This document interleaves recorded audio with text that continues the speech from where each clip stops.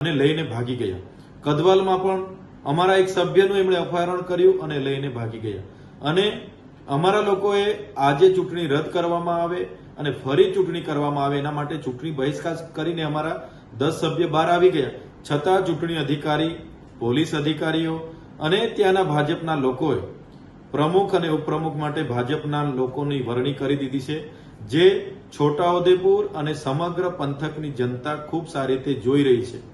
ત્યારે આ લોકશાહી દેશમાં જે પ્રકારે સત્તાને ટકાવી રાખવા માટે ભાજપના નેતાઓ કયા હદ સુધી જાય છે તેનો આ ઉત્તમ દાખલો એ છોટાઉદેપુરમાં એ લોકોએ કરેલું કૃત્ય જે આપણને બધાને બતાવે છે કે એ લોકો સત્તા માટે શું કરી શકે છે।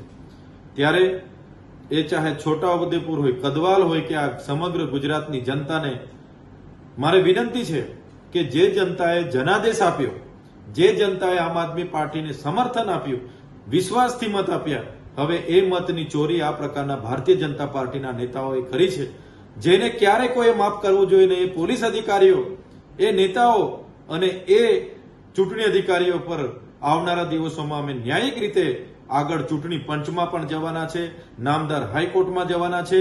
અમારી માંગ માત્ર ને માત્ર જનતાના જનાદેશ બચાવવાનો, લોકશાહી બચાવવાનો, દેશનું સંવિધાન બચાવવાનું છે અને એના માટે અમે સડકથી લઈને સદન સુધી આવનારા દિવસોમાં લડવાના છે।